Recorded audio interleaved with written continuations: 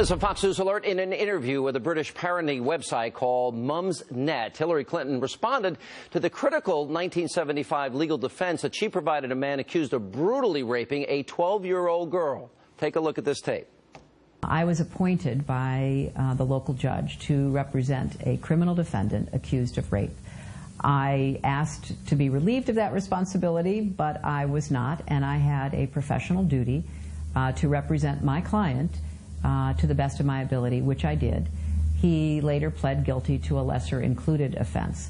When you're a lawyer, you often don't have the choice as to who you will represent, and by the very nature of criminal law, there will be those who you represent that you don't approve of, but at least in our system, you have an obligation, and once I was appointed, I fulfilled that obligation. A very different tone from the original tape. This unapologetic response comes several weeks after the Washington Free Beacon first unearthed those now infamous audio recordings that show Clinton laughing about how she cleverly got this child rapist and a client of hers out of jail with time served, which was 2 months. Here with reaction, the very woman who uncovered those shocking Clinton recordings, which in fact, she works for the Washington Free Beacon. Alana Goodman is with us. Alana, thank you so much. First of all, I see inconsistency here. I was appointed. No, that's on the tape. She was bragging about how she was doing a favor. So that means she could have gotten out of it. She seems to be contradicting her own words, no?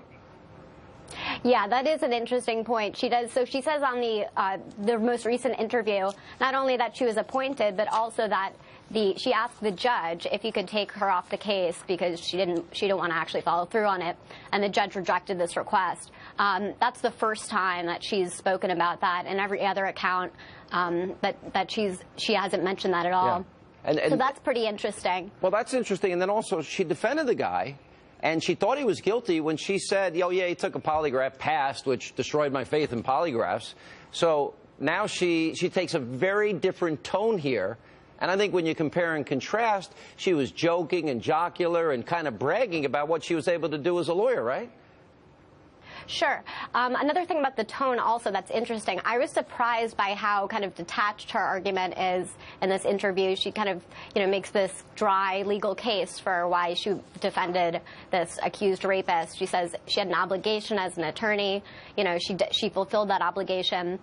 She didn't make much of an emotional appeal, and a lot of the criticism of her after the Roy retapes was that she came off as very callous and kind of cold on it. She was laughing while describing how she was able to, successfully plead down her client, and so this wait a minute. kind of so she dry said legal argument. She's saying she had to do it when, in fact, on that tape she said she didn't have to do it. She said she did it as a favor, and then she's speaking and kind of bragging about how she got this guy off with time served.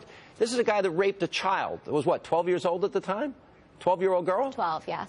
And she's supposed to stand up for, women's rights? I'm sorry. Yeah. This is, when you compare and contrast, I found it a shocking difference. Sure. And also that also speaks to an authenticity problem. I mean, she's been portrayed as this advocate for women and girls for years, and then the Roy Reid tapes, it undercuts it a bit. All right, Alana, thank you. Great reporting. Appreciate it. Now let's go back to that original